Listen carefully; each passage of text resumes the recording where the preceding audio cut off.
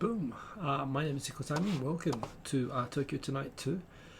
I'm here. The chat box on the over there is not working, and I don't know why not. So I'm sorry about that. I guess. Yeah, maybe I should just retool that part of the screen. But anyway, good to see people there in the comments. Let me make this all chat instead of top chat. I don't really understand the difference with that. Also, you know what? I just changed the white balance settings, and that's looking really washed out, and that's looking really red. Yeah, it's impossible to get perfect. I'm just going to make it like that. Boom. Anyway, good to see you all. I have a bunch of stuff to talk about this week. Not too much, hopefully, but we'll race through. If I've got time, I might make a wee tune at the end. You know how it goes. I'll always say I don't have very much, and I end up going way over time. But yeah, how is everyone? Oh, let's bring the mic closer towards. Sorry if this makes a noise, but let's move that out of the way. Let's move this over here. Got the fancy mic. I might as well use it. So yeah, welcome to Tokyo Tonight 2. My name is Simon here every Sunday night Japan time at 10:30 p.m. Excellent to see you all. And in the comments I can see we've already got people showing up. We've got Quentin Rankid. Hi. We've got Mr. Cordy Chep. Yes, people are used to my technical difficulties. I lost your comments, but you can see them in the live chat replay. I should put something else over there actually. I don't know. Maybe I have a dancing Ewok or something like that. Degens Konto, excellent to see you and welcome. You made it. Sergeant Boko, boom, you are here with Boomski indeed. Will, hello. Tokyo 503, boom, and liftoff Kangen Kodos, good to see you. Don't forget the like indeed if you like. Very much appreciate that. I'm pretty white. I've won a few worst tan contests. I'm not that bad. I mean, I've got like a bunch of lights on me at the moment. I should probably change the color of that light as well. They're both like bright white lights. But that was a white balance problem. In fact, now you're making me want to go and change the video setting again. I must admit, it does look like I am lacking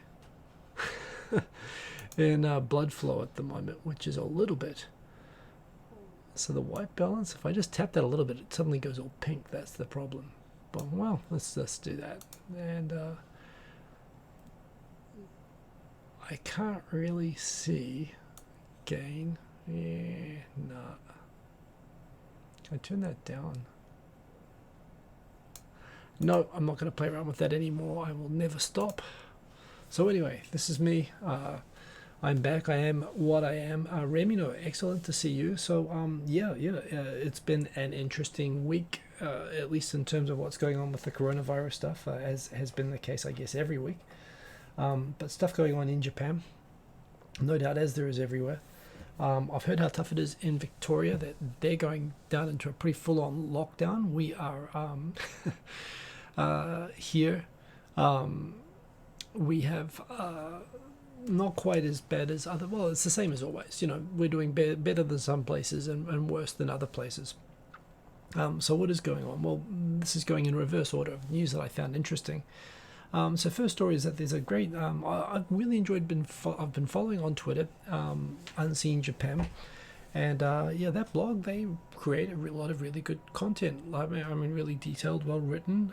They actually put up a video the other week with a bunch of people who I recognize from Twitter, but I'd never seen or heard before, so that was fascinating. They've got a YouTube channel, which is worth checking out. It was a good sort of talk show. So right now, like based on my Twitter community, there is Tokyo Wave, which is on every week doing what I'm doing, except it's scripted and it's two people talking and they actually research the news stories and they don't just talk at random as they show stuff like this. It's actually really well done. I enjoy listening to Tokyo Wave. And the other one is Unseen Japan. Both still really small YouTube channels. They don't have much of an audience. But if you like this, you'll like that. So I do highly recommend following them and showing them some support. And this is a good example. They talk about the sort of the history of the Japanese Red Army, the JRA faction. And it's kind of funny. This comes up in political discussions. I have had connections in Japan when I came into Japan of people who were involved with the Japanese sort of Communist Party. And they were lovely people, and very reasonable. And it's funny as well, whenever you watch like something on the news with a political issue, and they show the views from all the different political parties, it is funny. It is often kind of spookily the Communist Party that is often the most reasonable, the way that they talk about certain issues. I mean, I guess they're not tainted by the risk of ever actually having power or becoming accountable for it. But you'll be surprised, there's a lot of places in Japan that are pretty safe voting constituencies where the majority of people always vote communist. You know, it's funny, I knew this family and they were lovely, and they explained to me that they are not the North Korean, or they're not affiliated with China. You know, they're like a European sort of socialist party, which I guess is true. They're founded on certain principles, including being opposed to the defense treaty with the US and whatnot. But primarily they're against the sort of, you know, dating back to before the war, they were against the sort of the right-wing fascism that led Japan into war, and the people from that party who continued in power after the war. They're just basically totally against the LDP. And it's funny, I mean, I remember I was once in Shinkiba on a weekend, where I was just going past there, and it turned out there was a May Day parade happening. And this May Day parade, you know, people, labor, you know, union supporters and whatnot, they have these all over the world. They have them in New Zealand, and there was this parade. Basically, it was an extremely elderly parade. They seem to be 60s and up, pretty much age-wise. And they were basically out there with it was like a picnic parade. They were, you know, picnic baskets and scones, and they looked like my grandma and her friends going out. You know, and it's what they were. They were lovely, nice sort of people going out in a march. And I remember seeing a few of these May Day parades just from the sidelines, and noticing that in Japan, you may, if you're ever like near the Imperial Palace or near the Akasaka Palace, or certain places in certain circumstances, you'll get to see Japan's special police. They're called SPs, literally special police. And they are like the Japanese equivalent, kind of the FBI, but they're more than that. They're more like secret. They're kind of like a cross between the FBI and the Secret Service. You know, they handle sort of special policing cases and things associated with the royal family. And I remember seeing this march and realizing that this march was being monitored by these people in unmarked cars in suits with earpieces. You know, they look like a classical sort of Japanese version of Secret Service. They were in these kind of Lexuses and flash-looking Toyotas with like antennas all over the back. And they were really monitoring all of these marches. And I remember thinking, well, these are just lovely. This is like a bowls tournament, you know, victory parade or something. Why are they watching this? And the reason is, read this. Those lovely, nice old ladies, they did some crazy shit when they were in university in the 50s and the 60s and the 70s. Particularly young people, even school age, and it's hard to imagine that this happened in Japan. This is the thing. Japan has been through so much dramatic change in the last 70 years.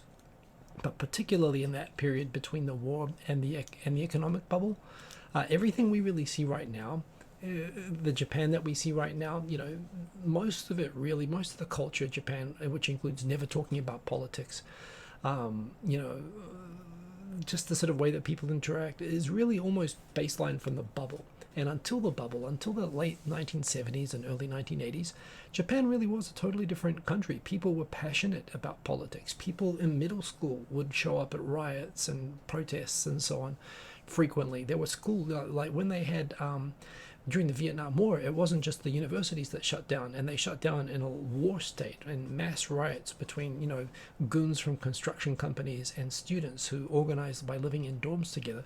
There were high school students and middle school students also involved, and that understood the politics and that thought not just about this as a Japan politics, but globally.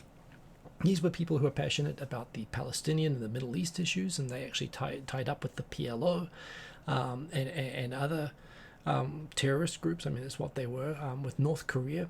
And, you know, they hijacked airplanes, they blew up airplanes, they went to Israel, they shot up an airport, they massacred a whole bunch of people, and then lived basically in exile, but in freedom in exile in Lebanon. Some people hijacked an airline and made it go to North Korea, where they lived in North Korea ever since. And these were people who basically were trying to inspire a global revolution against Western imperialism, and they thought that they could inspire it through taking radical, extremely violent action. And and when they weren't killing innocent people, attacking airports and blowing up airplanes and hijacking airplanes and shooting up, like resorts and whatnot. They were killing each other. I guess you get good practice. There was factional infighting within the Red Army factions. It was pretty, like I say, if you watch documentaries about this stuff, it's so difficult to tie what you see and hear about these people to anything that you can see in Japan today. And yet these people existed, and they're still alive. They still are salarymen and engineers, and many of them are regular looking politicians, but they have a history of being involved in this movement. All sorts of stuff that came from this. There was a feeling that some of the violence and organization among the students that led to these groups from the university dorms led to the government working with construction companies is something that I've heard. It's that they provided all of this sort of affordable single occupant housing as a way of breaking up these dorms where these sort of groups, radical groups, were forming. This is why you can come to Japan and live on your own, which is awesome. I love that about Japan.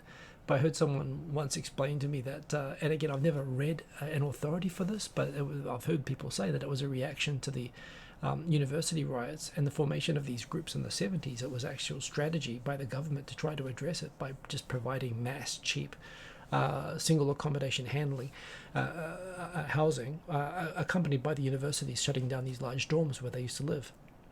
So it is really fascinating, and it still is live. I mean, and this is why when you make an offhand, and this is why, and bear in mind, it's not just left, it's right as well. And so when I say, the right, when I say something that sounds like I'm endorsing, the communists, they seem like such nice people. Japanese will not often express their opinions and say that's stupid and don't say that, or that they're offended. But, if they are offended, and I've said things like that, and I've caught people offended, it's because if they were in university in the 70s, so people who are basically 20 years older than me, about 20 years older than me, and I've had bosses and whatnot like this, sometimes they were involved in these fights, or they associate, no matter how lovely these nice old ladies with the scones going on the May Day picnic marches seem to be, they were crazy, violent terrorists, and endorsing their views, as reasonable as those views may in isolation be, is still often taken by some people, either vehemently will agree with you or vehemently disagree with you, but also because that time was so traumatic in Japan, they won't discuss it with you, but you'll just really offend people, which is why you have to be careful jumping into politics in Japan. So, yeah. I see people talking about parties. I see Andrea Mobwe is there in the comments. Good to see you. Tokyo 503, I think I said hello to earlier, but welcome. Hope everything is okay there in Melbourne. But indeed, it's funny in Melbourne, people finding people in Melbourne for traveling. In Japan, they're paying us subsidies to travel. Even when we're saying, I don't think this is a good idea. They only decided at the last minute to stop with Tokyo. But Andrew Mulboy, same as last week, and I don't know why. I tried to fix it before the show, but you know how the technical issues are a feature. They are not a bug. But you know how it goes. I will get it fixed. But it's not working tonight. It's all right. They will. The live chat will replay beside the video, so they are there. Although I do like to capture it. That is something I enjoy having on the video. So I'm sorry about that. Anyway, I said that I would rip through this. We are 20 minutes in, and I've talked about one incidental topic, so there we go. This is just something that I love. Toshiba is a, it's a great company with good people that I like. They've really basically been, of course, they're a big all-purpose multinational electronics and computer company, but they really got deep into semiconductors, specifically things like flash memory. Those little memory cards that you put into your cameras and whatnot. But of course they over-diversified, and trying to maintain the appearance of good books forced a lot of divisions to feel simultaneously like they were supposed to cook those books. And when they actually realized what the real financials were about a year and a half or 2 years ago, they discovered that they actually were nearly out of business, and they are still struggling to get back up from that. Which is why the chairman is saying that Toshiba is 50% on its way to recovering trust. Or is it? It's like 50% of everything we say is trustworthy. I mean, is that statement trustworthy? Is that statement that they are 50% recovered in the 50% that we can trust or not? I've worked with Toshiba, in different capacities throughout my time in Japan, and I have never found a Toshiba person I didn't like. I like things about the company. I like my little computer that I used to have from them. I would like to see them recover in spite of their mismanagement and whatnot, but this is a hell of a statement. I liked it so much. Good night, everyone. We have a good night. Too many nuffs in Melbourne. I don't understand what that means, but yes, mandatory mask wearing. Again, the fact that they even have to, I mean, it's just common sense, but yes, indeed. They have good technology. They make good things. They over-diversified, and they fake the financials on all of their stuff. And hey, Tai Nakamura, good to see you. It's I do hope they recover, and I do hope that that statement is within the 50% that can be trusted, and that they are recovering. But that's terrible. This is all right. So this was from the Unseen Japan site, actually. So I mentioned earlier that Unseen Japan, apart from having great written content, they've been putting up good good videos and whatnot as well, so I wanted to promote that. This is just old. This was from a blog talking about the history of the Japan and the Japanese relationship around the turn of the century, where Japan and Britain were, until World War II, actually quite strong allies. Kantensai, awesome. You're in the UK? I didn't realize that you're in the UK. Well, long time no see, Kantensai. Glad that you're in the UK. Glad that you're okay. Glad that they're going to make masks mandatory in shops. I think I've shared this before, that back during, was it SARS or something like that, and my son was just newborn, and I went to go and see the New Zealand versus Australia Bledisloe Cup, where they played a match in Tokyo, and I was kind of like, there was an pandemic going on at the time, nothing like this, and I remember my wife said, you shouldn't really be going, when you got a newborn baby, you shouldn't be going out in a pandemic to a match with 35,000 people. But if you go, at least just wear a mask and be careful. And if you get sick, go stay in a hotel. I was like, okay, good. So I'm going. And I went to the match, and I kept the mask on the whole time. And I was surrounded by visitors from other parts of Asia, some who had flown up from New Zealand and Australia, of course, to watch this game. And the New Zealanders and Australians around me, one or two people in particular, they just found it hilarious and ridiculous that I was wearing a mask, and they were literally pointing and laughing like the whole time. And I felt really self-conscious about it. I'm obviously traumatized by it, but it kind of, and for me as well, it was kind of a new thing. I mean, once you've got a kid, you sort of get used to the idea that you're just supposed to do it. So I didn't dive into accepting masks as being normal either. It's definitely one of the things that I thought was weird when I first got to Japan. But, once you do come to accept it and do it, it's like the washlet toilets. It took me 6 years before I was brave enough to use one. But when I did, there's no turning back. And as soon as it becomes normal, it's normal. So, look, I appreciate, I've been through a little bit through that myself. I've been reminded of it. I've experienced it, that it's weird for people to see masks. I actually think that the thing about the rules against burqas, and hijabs, against Islamic dress, it's partly... the whole debate around it, the self-justifications for it, that we're trying to stop the women from being repressed, even if they want to wear them. How do we know that they want to wear them? Maybe they're being forced to wear them by men, and in a liberal country, they shouldn't be forced to hide their women, in this or whatever. I think there is an element there of masks being intimidating to people, and both the fear of what they're hiding, and people hiding their identities, and just the general discomfort with them. And I think we're seeing that with all of these weird videos coming out of America right now, including, well, not just weird, it'd be nice if it was just weird, but some people are getting shot and stabbed and everything over them as well in the US, which is ridiculous. But I appreciate that it is tough for some people, and it's not rational. People don't realize themselves why it's so difficult. But I am glad that they are making those steps, and it is awesome to see you, by the way. And I'll talk about the coronavirus situation in just a moment. So yeah, I guess we were lucky, and I was lucky myself that I've been here a long time, and I've gotten used. It took me time, but I got used to masks before all of this happened. But especially now, the big thing that's really changed in Japan is, to me, a mask was always a disposable paper mask that you would wear and throw away, and that still makes sense. But because, it's kind of funny, when the whole world was rushing for toilet paper, Japan was rushing for masks, which of course, once again, Japan was right. I mean, Japan was right, but we sold out of masks as a result. And everyone started making that, and everyone sort of said, well, they're not as perfect as the right sort of filter paper sort of disposable masks, but you can still get a cloth mask and it will do the job sufficiently. And so everyone got these cloth masks, and I can't see myself going back to the disposable ones. In a way, the paper industry not being able to keep up with the demand for the paper masks is probably going to result in long term those industries being hurt, because I've got my Uniqlo masks now, and all I have to do is wash them and every few months buy a new one. And I don't want to go back to the paper ones anymore. So, it's actually probably hurt their businesses, in spite of the initial flood. Ben Grant, good to see you there in the comments, by the way. Good to see other people coming in. Remember, if you're joining the show partway through, please say hello. It's great to see you. It's good to see when people are there. Let me just increase the gain a little bit as well. Is that increasing the gain, or maybe it's all the way up? Okay, I'm not going to play around with that too much, because we know what can happen when I start playing with the technicals.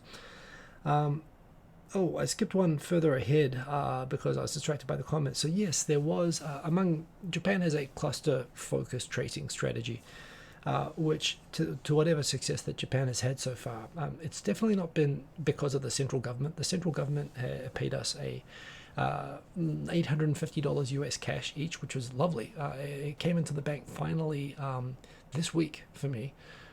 This was after applying for it like back in April or March or something like that. And I suppose they wanted us to go spend it on the travel campaign that we're about to talk about in a minute. But between this and the masks, which arrived but are really small and weird looking, and a lot of them were bug infested, I mean, the central government hasn't really done very much. But the general strategy that's been taken of using these local health bureaus, which are a little bit like local police boxes, they are in every, distributed all over Japan, and they are basically have taken up the role that whenever someone is sick, they will act like private investigators. They will go and find out where, where's this person been in the last 2 weeks, and who have you spent, more than 20 minutes within a meter of, who have you been close to in that time, and we will go find all of those people and get them all discreetly tested. And because they do this without publishing the personal information of those people, of course, there have been a couple of accidents where personal information is leaked out in some prefectures, but it's all very decentralized. All the prefectures are separate. This is also why we haven't had the problems like in Korea as much anyway, where they've generally been able, even in red light districts and whatnot, to be able to do a lot of testing, although it's pretty clear right now that the current clusters are often involved with host clubs and hostess clubs and sex-related work. That they're catching the workers. The workers are being good at getting tested. I mean, obviously they want to be cooperative, and they want to be able to probably tell their customers that they're being cooperative. The customers probably not so much. With the host clubs, they're finding them, but with the others, I guess when you see those large numbers of untraceable cases, I would bet money that a large proportion of those are associated with the customers of these types of services. However, one prominent incident was that apparently there is like how they have these underground idol groups, like in Akihabara they have these girls who are not really famous idols, but they act like idols, and they go into these little theaters, and there'll be these sort of really niche sort of nerds who just like supporting them, and feeling like no one knows about her yet, she's not famous yet, but she's going to be famous, and I know who she is, and I'll be her greatest fan. There's a big industry just like that, and apparently there's something like this. I don't fully understand it, but the opposite with idol, male idol groups. And they did this sort of show, apparently, in a small theater in Shinjuku, where fans could come and they'll sit in a room really close to the guys performing, and they'll go and do like a handshake afterwards.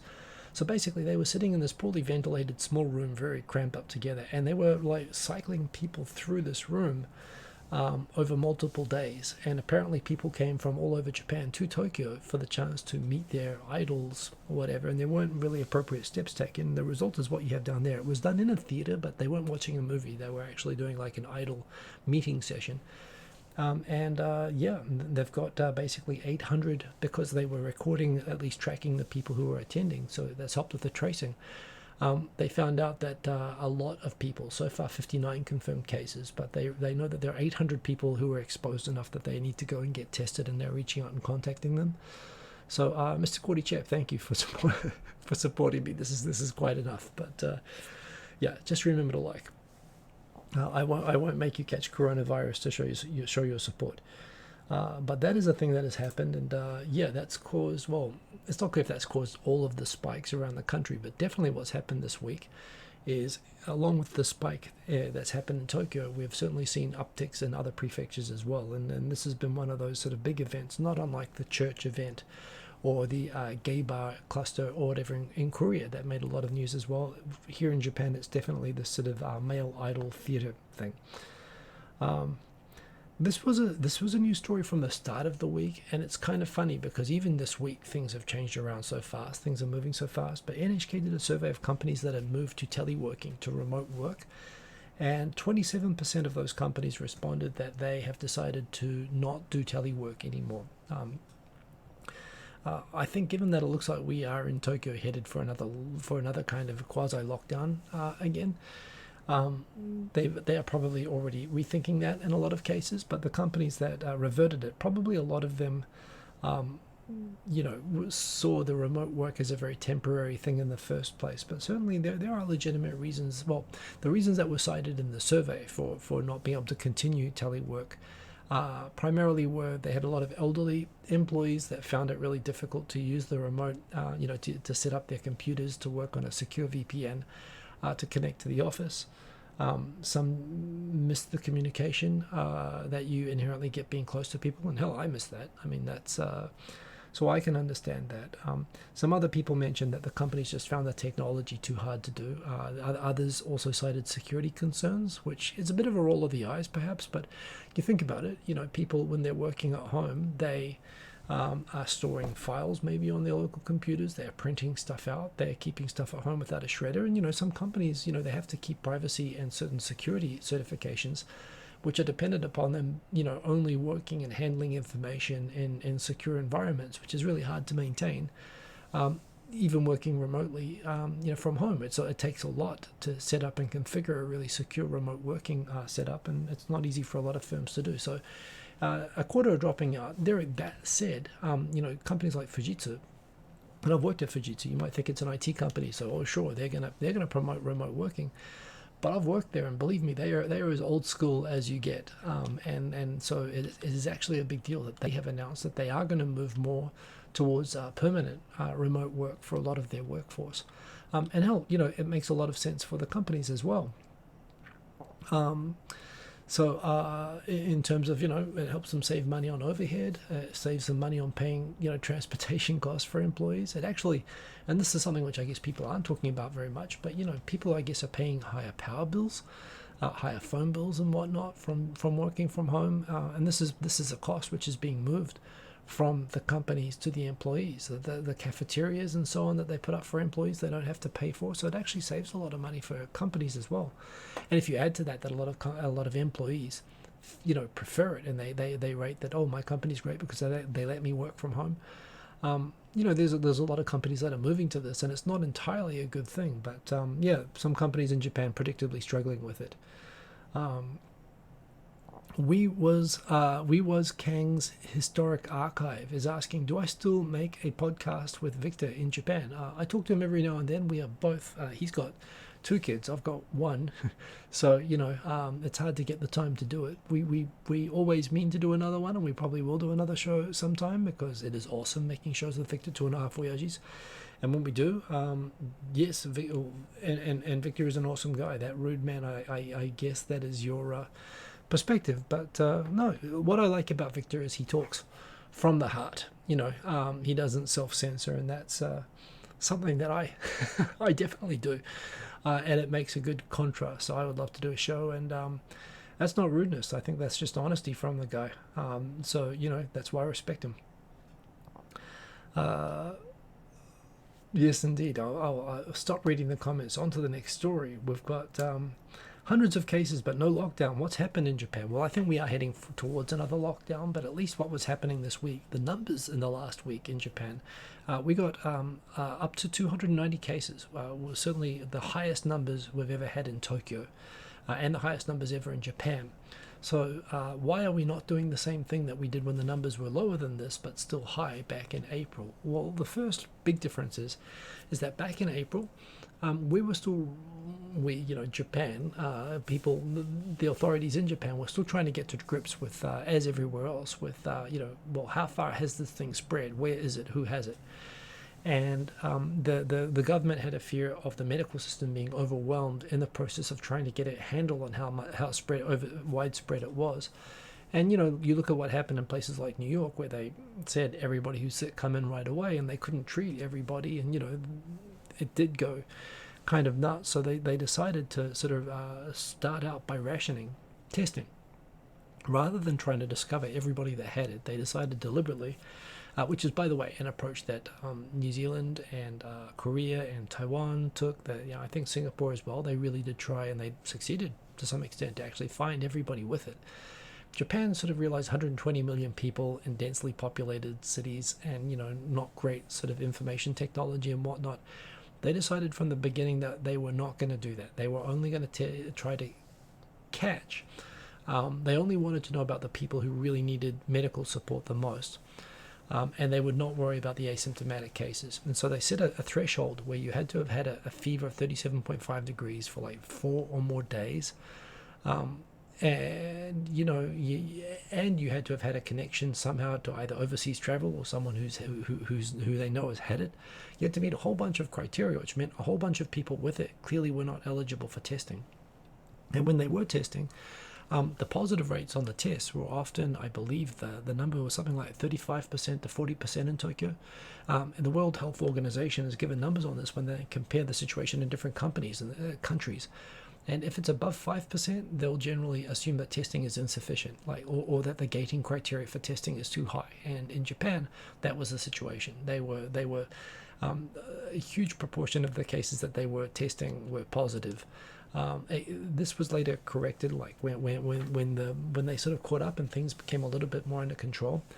What happened was, when they were catching these most serious cases, they were doing a lot of the contact tracing and the sort of, which is all manual. There was no contact tracing app or anything like that at that time.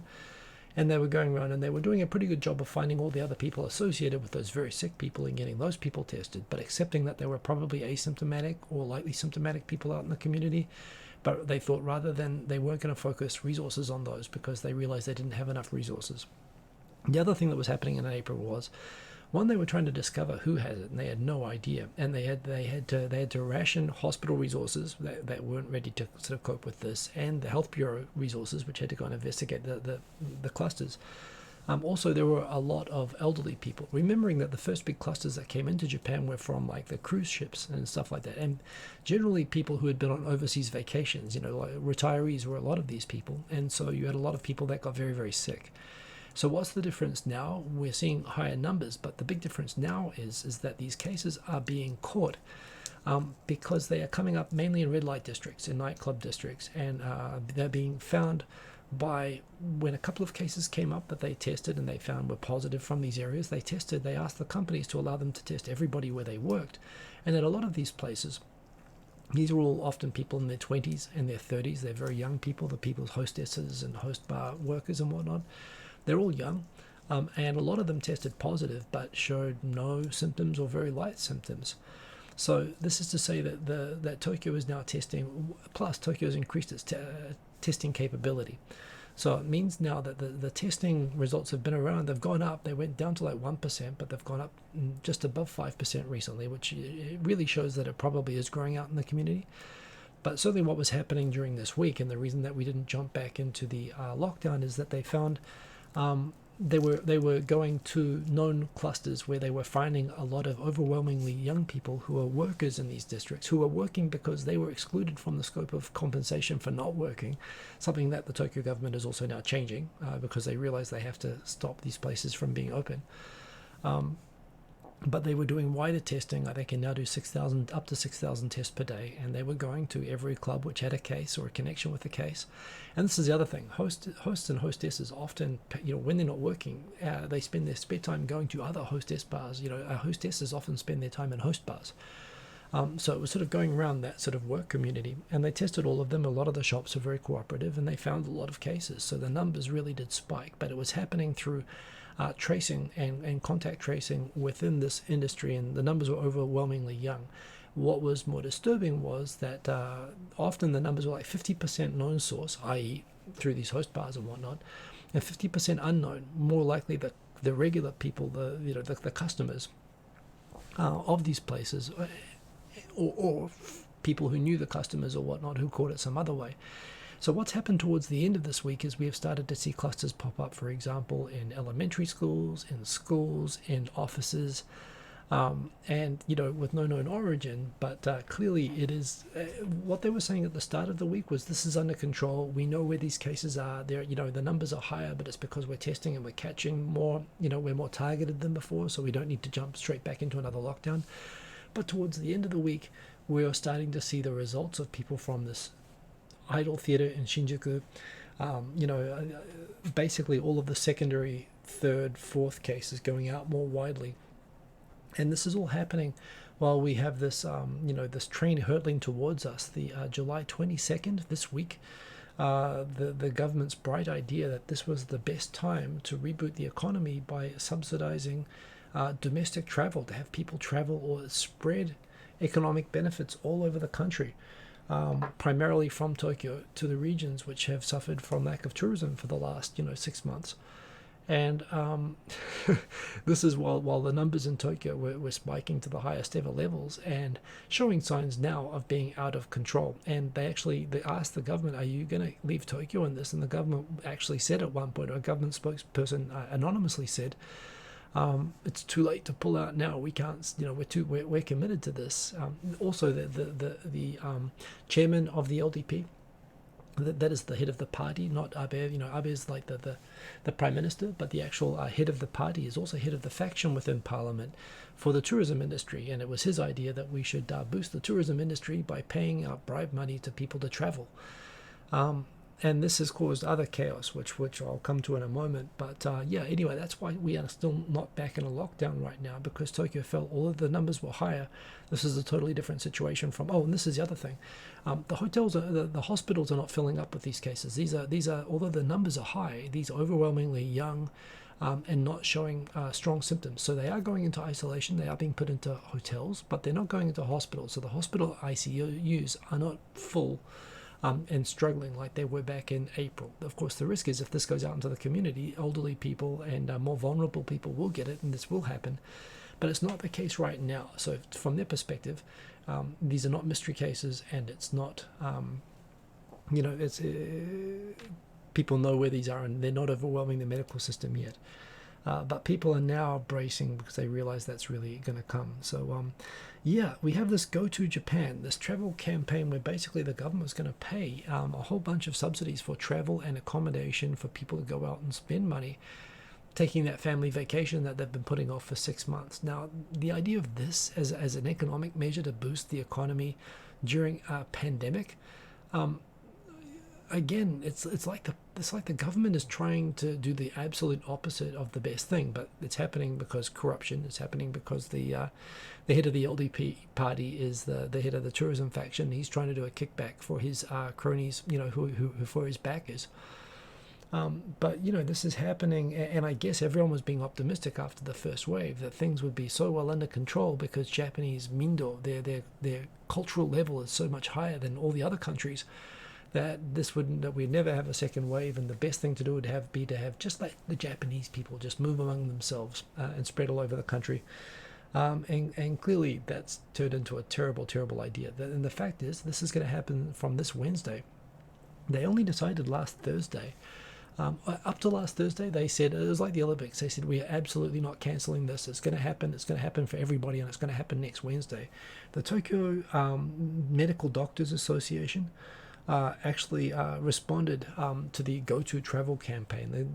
There's another funny thing with the Go To Travel campaign. When Prime Minister Abe announced the Go To Travel campaign, it's the name of this campaign where the government's going to pay subsidies to make travel cheaper for everybody.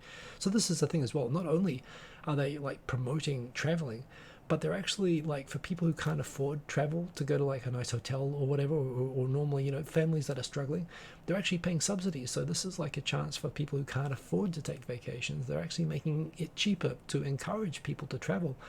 And so you've got a lot of people who normally can't travel have gone and booked their family vacations for this.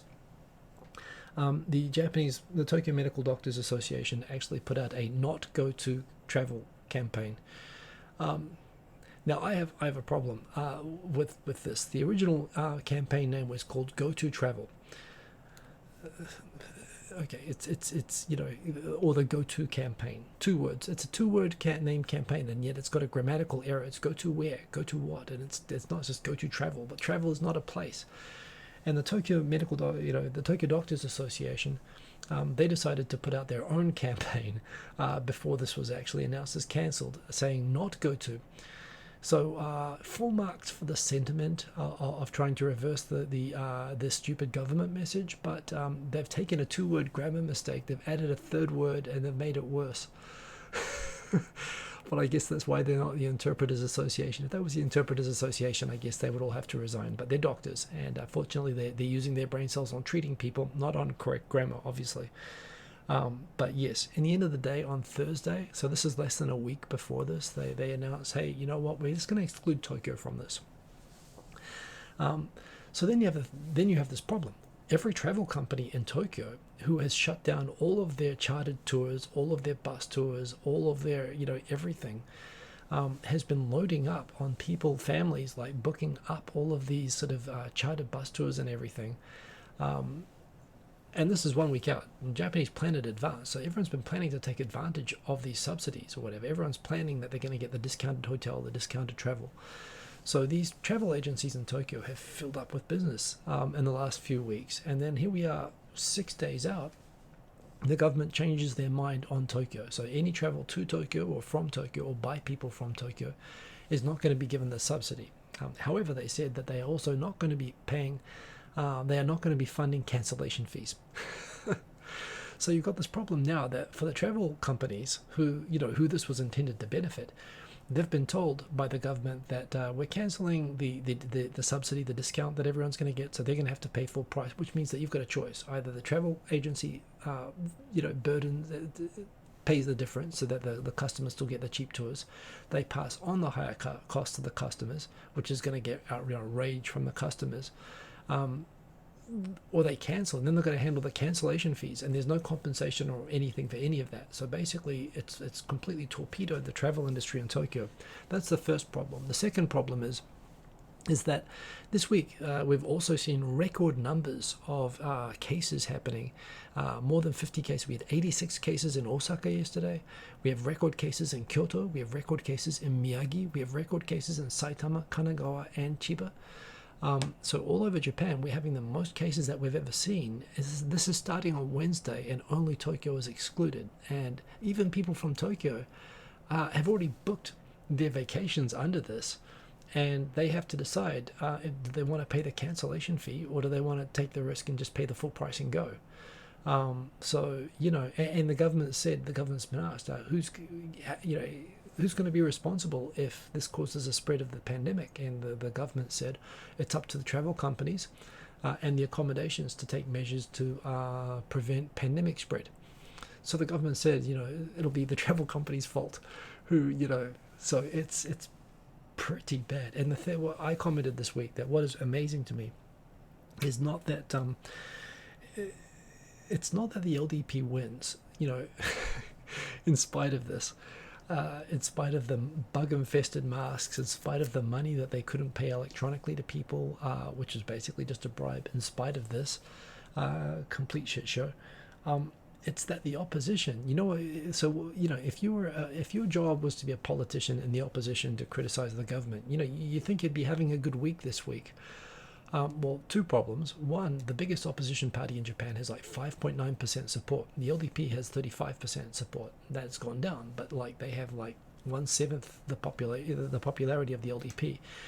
And they've spent this whole week, instead of talking about anything that the government's doing that is just a flaming couch fire disaster of policy in the central government this week, the opposition has been the only thing they've been visible on the news doing is fighting with another opposition party that they're planning to do a merger, and they can't agree on the new party name. And that's the only thing that they've been on the news talking about. I mean, it's like, you couldn't put a better, bigger target for an opposition party to be critical and get support, and instead they're just fighting with the other opposition parties over the name of the unified party that still doesn't have any policies yet, and they're missing this. So to me, just Japan is just totally dysfunctional politically, and this all shows that. Man, China is so scary. I mean, what's happening in Hong Kong right now with the security law basically outlawing anything that could be seen as critical or pro-separatism in China by Chinese people or non-Chinese people in any part of the world. That is some crazy stuff. And meanwhile, there is this video, which, it was on Twitter, so we don't know anything about this other than everyone's been seeing this. I won't play it, but I guess people recognize that. That was supposedly shot by a drone recently, and that is a whole bunch, dozens of masked, bound people lined up and being put onto trains in the Xinjiang province of Uyghurs, basically being put on. I mean, that looks like some crazy World War II Nazi stuff. I mean, and for all the things that are going on right now, that is just so crazy. And you know what? I mean, I know that America is making sanctions, citing this and pulling sanctions and whatnot now. But, John Bolton's testimony in his book is that when the US president discussed this with the Chinese premier, he said that he agreed with it, So it's only opportunism, at least at the top level, even though clearly they should have been criticizing this all along, and now they are, and clearly it's the right thing to be critical of. We should be holding countries to account as much as we can. As much as we thought we'd never see images like that again, we see them again and again and again. And, I don't like a lot of the kind of stupid China hate that's kind of happening just because all of a sudden it's kind of fashionable in America to bash on China. And some of it's opportunistic, some of it's saying, hey, we should have a war with them or something. That stuff is just stupid, but this is just crazy. And this to me is why the international community needs to do everything it can to support the people of Hong Kong, and indeed the sovereignty, such as it is of Taiwan, to make sure that they don't end up. I mean, this could be Hong Kong very soon. This is the point. I mean, we don't know the context of that video. I don't know anything about that, but this is a government that can just mass arrest and put people on trains onto who knows where. That's just passed a law saying that we can put you on the train for criticizing us for putting people on trains. That's just so crazy to me, and it's so crazy to me how quickly rights have been sort of subjugated in Hong Kong, and clearly they've taken advantage of the pandemic that originated there, and is still causing devastation all around the rest of the world to do this. So yeah, this is again why, and Japan is really close to this. There have been other stories this week. Right now, China's changed its main airbase that it uses for flying patrols towards the Senkaku Islands, where it's actually chosen a base in Fujian that's 300 kilometers away from the Senkaku Islands. Right now, the Japanese patrols that go out to the Senkaku Islands are on the main island of Okinawa, like 400 kilometers away. So they're actually further away than the Chinese fighter planes, which means that they, by the time they can react that they've breached airspace, it takes them 20 minutes to get there. So they've just announced today that they're going to start scrambling the moment that these planes take off. But this is kind of, you've got a really assertive country there that clearly seems to be doing questionable things. And, that is worrying, and this is why. Um, a responsibly governed US that understands, that takes national security seriously, not just as a way to make money for America, but actually that recognizes strategic interests and regional stability being in U.S. national interests. This is why it's really important for Japan, and for those U.S. forces in Japan are so important, not just for Japan's own benefit, but for South China Sea, for Taiwan and everything else. That is some crazy, disturbing stuff. So yeah. Anyway, that was just something that really bothered me. But yes, I see lots of comments there. Milchman too, indeed it is. Razo Gul, excellent to see you. Wingstar, yeah, that kind of sucks. Anyway, I didn't mean to linger on that for so long anyway, but we can't not look at it. This is the thing, and the parallel is there. I mean, it's always the extreme. You're not supposed to go there, but people knew that there were camps and that there were Jews being rounded up in World War II, and it was really kind of just a side benefit of the end of World War II that those camps were liberated. And there's no war going on, there's no liberation for these camps here, but these are the same mechanisms that seem to be being used. I mean, we're in the same state of knowledge, right? In terms of, I guess people weren't being sure if people were being mass killed or gassed or whatever during World War II, but they knew that the people were being rounded up and basically, en masse and being put into camps, and people know that's happening now. So, it's a terrible situation. Finally, going back into Japan news, Tokyo being excluded from the Go to Japan travel scheme.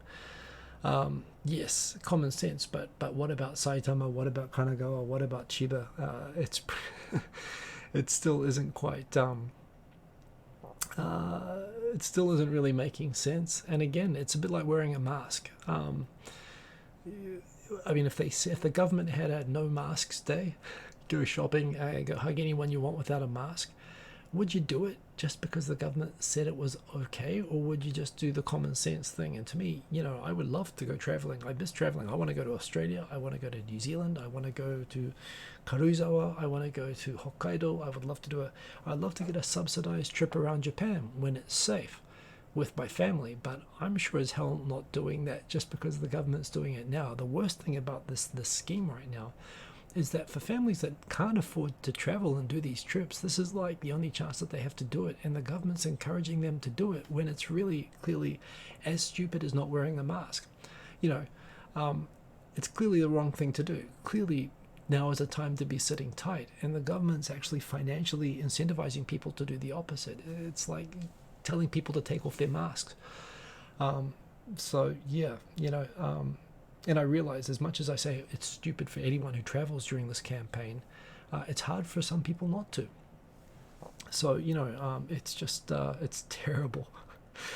By the way, good to see other Piero Sharp. Good to see you. Also, I see Wingstar. Good to see you, Wingstar. We've got the Atomic Tom. Indeed, I guess people are stupid everywhere. Alex, good to see you as well. Good to see all the comments there. Kay and Kodos, does that include love hotels? I think you have to travel. Well, this is the thing. You have to travel out of prefecture. So I suppose if you don't live in Tokyo, this is the weird thing. By the way, when they explain how the details of how this works, if you live in Yokohama and you want to go to Niigata, right? But you want to go on the bullet train from Tokyo Station to Niigata, you're eligible. You'll get subsidized. If you are from Yokohama but you travel to Tokyo Station and you leave from Tokyo Station to Niigata for this campaign, you'll get subsidized. So, because Tokyo is so much of a transport hub, if you go to Haneda or any of the main transport hubs in Tokyo, again, this is encouraging people to flood into Tokyo from outside of the prefecture. Good question. So what if a person in Kanagawa wants to go to Tokyo, or I guess not Tokyo because that's excluded, but what if they want to go to Yamanashi and use the Love Hotel? Well, they could try. I don't know. It's a hotel is a hotel. Tim the Asian Ink, good to see you, by the way. King and Kodos, I don't know. Maybe you can look into that one. Tikyo Sam, there's a person who would know where the Love Hotels are included in the hotel discounts. I guess go and go and find that one out. Yeah, I wouldn't know. The topic of the reentry ban has been talked about a lot. I think I mentioned it last week. It's basically the situation that where, for a lot of countries, um, of course, citizens who are abroad are allowed to come back into Japan if they can arrange their own transport. This is a problem as well. There are a lot of flights not working right now. But there is this thing that the Japanese government has said that Japan residents, including permanent residents like myself, who permanently, I've lived here for 22 years, so I wouldn't be going anywhere elsewhere outside of Japan that I live. But people who just happen to be outside of Japan, like maybe on a business trip at the time that they suddenly announced the re-entry restrictions, have not been allowed back into Japan, even if they're permanent residents. Most countries recognize that permanent residents are residents, and they've allowed those people to come in and go through a quarantine procedure, the same as citizens, and they've allowed those people to come back in. But you have the situation right now where you have people who are stranded outside of Japan, whose whole lives are in Japan, their families, their jobs, their house, their rent, everything is in Japan, and they haven't been able to work or get back into Japan for 6 months. You also have other people who might have a family emergency or some very good reason to travel outside of Japan, and they've been told that if you leave Japan, you won't be allowed back in. And this has caused huge stress for a lot of people. And they've pointed out they live and they pay taxes and they live as residents of Japan. Why are they being treated for this purpose as different to citizens? I personally accept that you will always prioritize citizens, but certainly it's put a lot of people in a very difficult situation in the international community. I accept that I have to sit tight, but thank heavens I don't have an emergency to go to outside of the country. The government has said that they will start to recognize humanitarian cases, but that is a case-by-case judgment decision, and they will not tell you before you leave if you can come back. You have to leave and then apply when you're outside, and they'll decide if you get back in, and that's up to the discretion of the immigration official that you talk to. So it still is pretty messed up, and the result of that is that this is at a time when Japan has said that they would love all of the international talent in Hong Kong that doesn't feel safe there anymore to move to Japan. So Japan, on the one hand, is trying to attract talent, which it desperately needs for employment purposes from all over Asia, and they want to attract, high-value talent, well-paid sort of people with finance skills from Hong Kong and whatnot, at the same time as they are kind of treating their own foreign residents like garbage. Like, why would you want to come to Japan when you see that Japan treats its residents like they're like tourists, more or less, when an emergency happens? And this has drawn the attention of both European, American, other business groups that have said, this is actually going to hurt Japan's image as a place to set up. Remembering the New York Times, when they relocated out of Hong Kong this week, they moved to Seoul, and people commented that they could have moved to Singapore or Taiwan or Tokyo. It was interesting to me as well that they chose Seoul. It's true that there are a lot of Korean Peninsula stories that are interesting to the US, so that's part of the reason. But they commented the freedom of journalism situation there. I think that, I'm not a journalist, but I think that some of the critiques of Japan as being like a really controlled media market, I think are overblown. It's true that the international press don't get into the Keisha Club meetings and whatnot, but the idea that press is highly controlled or censored in Japan, well, not in the way that you think of censorship anyway. And there's a huge unregulated, uncensored press that exists in Japan, but it's true that a lot of government information distribution is done in a controlled way. But they cited that, and they went to Seoul instead.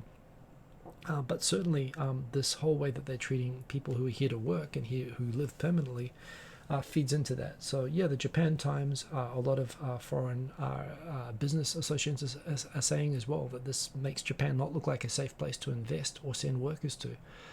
And the government is just pretty much keeping on. That was written by Rochelle Kopp, by the way. But yeah, right now the reaction of the government is pretty much just fingers and ears. And truth is, they don't have the facilities to. I mean, they could set up a quarantine procedure. They could put everyone into isolation for 2 weeks and test them and whatnot. But they don't have that set up.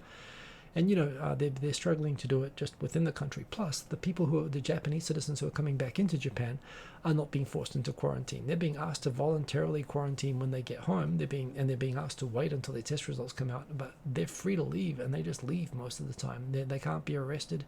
There's no coercion around any of the rules like this. And there have been a lot of cases of people coming back into Japan with coronavirus, and they've ignored restrictions, and they've gotten other people sick.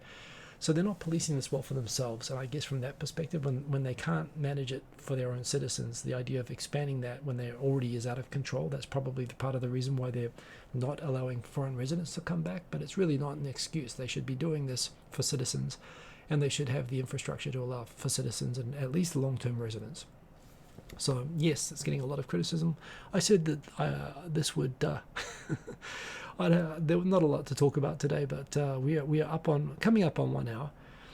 Couple more stories. We've got Abe promised this week that Japan's bureaucracy would within the next year undergo a digital revolution where they would become entirely paperless, and people almost held their breaths. They almost didn't burst out laughing, but of course everybody burst out laughing. Does anyone? I love this. This is part of what my work involves. It's part of what I would want, even if it wasn't my job. Hey, BLK UNK, good to see you, man. And B2C Chiba, good to see you. Savas Musician, excellent to see you. I would love for this to happen, and it's funny. Sometimes I laughed and I mocked mercilessly when Japan announced that they were going to aim for 20 million foreign tourists in Japan by 2020. And they got that number by 2010, and this was at a time when it was so hard to travel in Japan if you didn't speak Japanese. It was so it was so pro-Japanese domestic tourism and nothing else. I didn't think these goals were positive and, were possible. The Japanese government has a way sometimes of just pulling through, and the Rugby World Cup, it was awesome. I'm sure they would have done an awesome job with the Olympics in spite of all of the wrangles and hassles, in spite of everything. So, part of me hopes that this is going to be like one of those things that the Japan government's going to surprise everybody and actually do really, really awesome. At Iraq299, fax me, baby. Yes, indeed. Wow, the YouTube chat censor is really sensitive, highlighting that one. But yes, I guess they will go into about paperless. So I don't know, digital faxes. Who knows what kind of innovations will come out? But yeah, let's mark it because let's make them just passively, aggressively just feel so offended that they'll actually hit the target, which it happens sometimes. So another good bit of news this week. The Japanese government, first they had this incredible that even with a fever for an X number of days above 37.5 degrees and whatnot, you still couldn't get tested unless you had been in contact with somebody who had it or had been overseas. Like, they were doing a lot of things to withhold tests from people. Since then, they've dropped those requirements, and anyone, any reasonable case that they've offered a test. But another criteria that they have been using is they've had this idea that if you don't have a fever above 37.5, you probably don't have it. And again, that's also been proven particularly now by these cases that they're doing in the red light districts, where they're finding all these people that have it, and almost none of them have fevers above 37.5 degrees. And so the government's now going around saying that when they go contact tracing and they're actually say, okay, here are all the people who met this person, they are not going to withhold the test if they don't have fevers. They've recognized that having that as a hard line criteria is not scientific, and the data bears out that it's got no bearing on whether you might have coronavirus or not. So they're eliminating the 37.5 degree fever as a criteria. More on skipping Tokyo, but not skipping any of the other prefectures that are also seeing spiking numbers, which is crazy. And today's a Sunday, so we always have a dip on Sunday and Monday because the test results come the day after the tests, and on the weekend they do fewer tests. So we have 188 cases, but we had like nearly 300 a couple of days this week, and that's probably why I don't see it going down. There is no lockdown at the moment. They're just doing more testing and asking people voluntarily to keep it in their pants and not go to red light districts. Greg, excellent to see you. Yeah, they I don't see how this is going to stop. I think this is a ridiculous time to start a domestic tourism campaign, but that is what they are doing. And the numbers are still high, and I tell you what, I actually, when the numbers got low, I booked a Kenko Shinran, which I've got to go to in like a week and a half, and I'm thinking that might not be a good idea. I booked a whole bunch of trips to the dentist that I went to, but again, I started to do things that BOK UNK, I don't think so. Oh, you're talking about Greg's comment. I have no idea. So yeah, even I was starting to tiptoe into. I still haven't been on a train or a taxi or a car or anything like that, but even I was starting to feel comfortable like doing things like going to a dentist or whatever, which I hadn't been to in months. And yeah, that still is there. I mentioned about scrambling the jets again, just the nervousness around China, including for Japan. And, maybe they're going to have to put bases down on the Senkaku Islands or something like that. Who knows? But clearly, China's definitely becoming a lot more assertive lately and doing some stuff that is really, really, really worrying. And I really hope we don't let what happened to Hong Kong happen to Taiwan anyway, so yeah. Oh, and Virgin, was it Virgin Galactic, the space tourism outfit? Well, they are restarting, and they are actually looking to set up a spaceport in Japan. They are looking first to do satellite launches from it, but of course they've got that space plane idea, and I think they've got this idea of using the space plane, of doing suborbital flights, that you'd be able to go from the Mojave Desert in America, or from eventually from airports in UK, US, and here. And remember, if you're doing orbital speed, you can go a full lap of the planet in 90 minutes, i.e. you can travel halfway around the planet. You can get to any destination in the world in 45 minutes. So I think that's there on the horizon. They're just looking at setting this up for the purpose of because the Virgin Galactic model is that they launch under an airplane, which can work on an extended runway. So it looks like they said, I don't know where the spaceport is going to, Oita Airport, it's going to be in Kyushu. But it looks like they're setting up a spaceport in Japan, and that's kind of cool. I hope we are over the pandemic by then. And that is all the topics that we have for tonight. So 1 hour, 5 minutes. What could I do? There was a lot to talk about after all. Jay Abino Mask. Oh, Jay is your name, right? Thank you, everybody, for joining. Quint Rankin asked a question. It seems to me that this behavior is the behavior that governments do when they're desperate. Is China's government worried about something? Who knows? Who knows what they're thinking? They are a massive country with a leadership that clearly is probably afraid of ever being held to account for the things that they haven't done very well. So yeah, I think they're afraid of losing control. Frankly, that's my interpretation. But yeah, in the end of the day, they don't. They do have an interest in correcting the historical injustices that were clearly done against them in the 19th century when the international nation-state system was established. It was clearly set up to screw China. That was clear. And they're right about that. They have a chip off their shoulder, and now they're acting like dicks about it. But it's not without basis.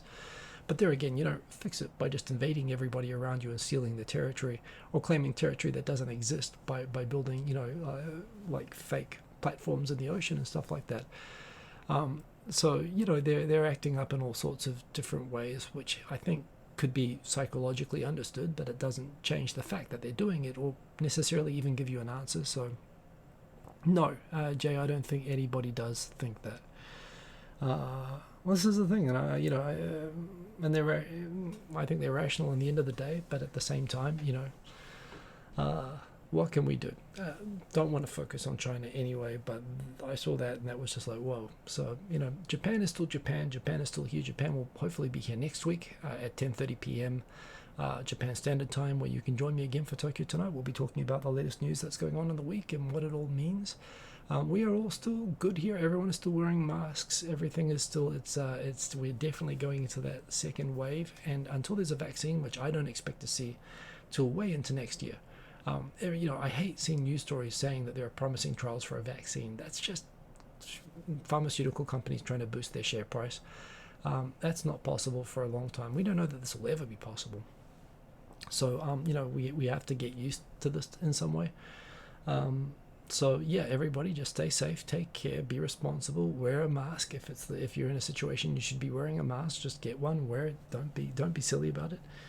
And don't travel unless you really need to. I mean, seriously, even if the government's paying you to do it, think about what the smart thing is to do. I'm still treating this a bit like a detention. As detention goes, it's pretty good, right? You get to be at home, you get to cook your own food. We're lucky here in Japan. We can go to the supermarket. We can actually go and pick up food from restaurants. I haven't eaten in a restaurant, although some people do, but I get takeaways and whatnot.